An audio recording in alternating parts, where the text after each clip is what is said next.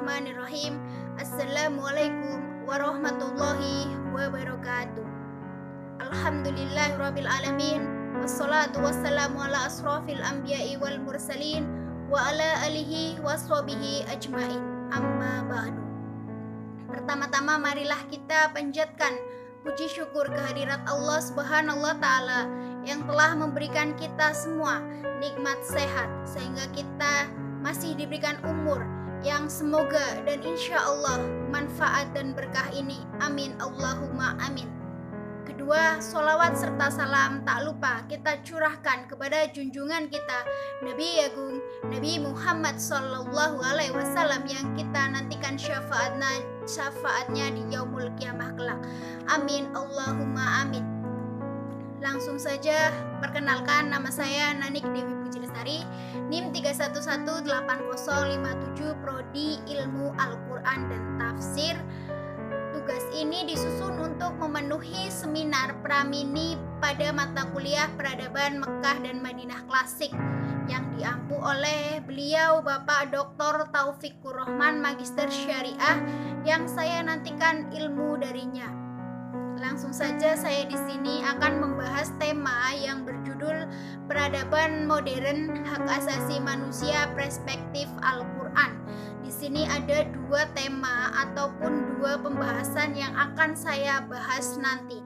Yang pertama adalah apa dan bagaimana konsep hak asasi manusia yang dapat dipahami dari ayat-ayat suci Al-Quran. Dan yang kedua adalah faktor apa saja yang dapat menyebabkan manusia bisa menjaga hak asasi. Ya, selanjutnya yaitu pembahasan mengenai kedua topik yang sudah tadi saya sebutkan. Yang pertama adalah apa dan bagaimana konsep HAM yang dapat dipahami dari ayat-ayat suci Al-Quran itu sendiri. Di sini ada dua makna yang tersirat nanti yang akan saya jelaskan, bagaimana konsep HAM yang kita ketahui dan bagaimana konsep HAM yang terdapat di dalam Al-Quran itu sendiri. Yang pertama, bagaimana sih konsep HAM yang kita ketahui dan yang sudah diundang-undangkan pemerintah untuk dilindungi dan dijaga gitu. Yang pertama adalah menurut Undang-Undang Republik Indonesia Nomor 39 Tahun 1999 tentang hak asasi manusia. Yang dimaksud hak asasi manusia adalah seperangkat hak yang melekat pada hakikat dan keberadaan manusia sebagai makhluk ciptaan Tuhan yang Maha Esa dan merupakan anugerah yang wajib dihormati, dijunjung tinggi dan dilindungi oleh siapapun.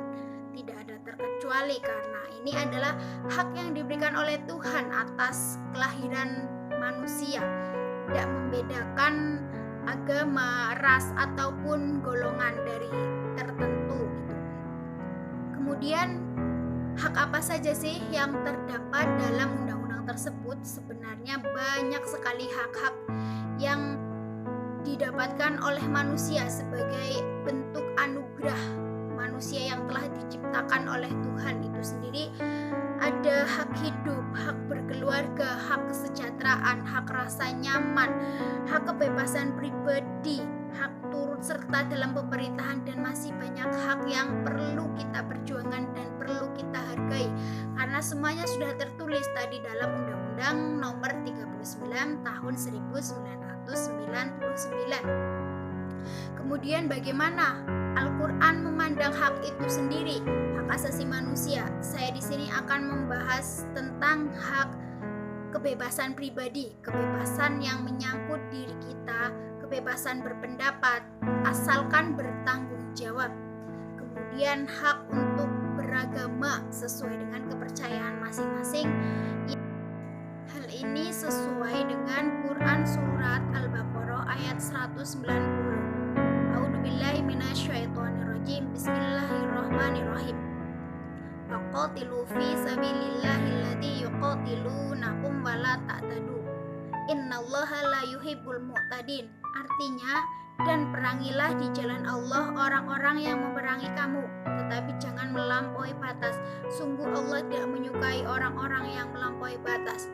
Ayat tersebut jelas menjelaskan dan perangilah di jalan Allah untuk membela diri dan kehormatan agamamu, orang-orang yang memerangi kamu. Tetapi jangan melampaui batas dengan tidak membunuh.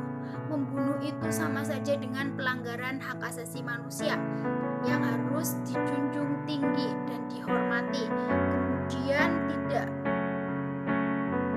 ada hubungannya dengan perang. Sungguh Allah tidak menyukai orang-orang yang melampaui batas dengan melanggar etika perang tersebut.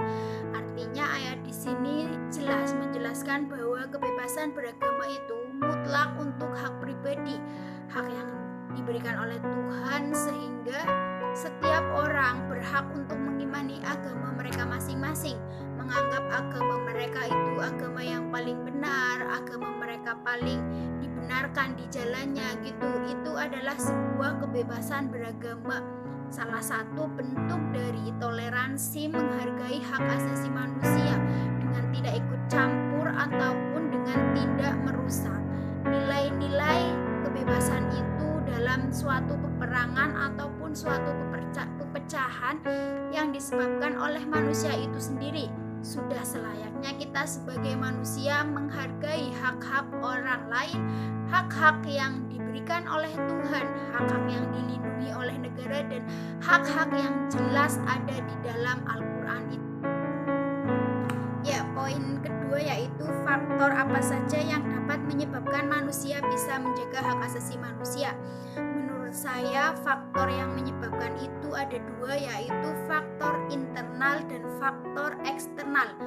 Faktor internal ini meliputi penanaman nilai-nilai pada diri seseorang untuk betapa pentingnya menjaga, melindungi, serta menghargai hak-hak yang diberikan oleh Tuhan kepada manusia atau yang biasa disebut sebagai hak asasi manusia. Nilai-nilai ini bisa ditanamkan sejak anak usia dini sehingga mereka mengetahui betapa pentingnya menjaga hak asasi manusia satu sama lain, baik dalam jenjang usia yang lebih pendidikan yang kecil hingga pendidikan yang tinggi.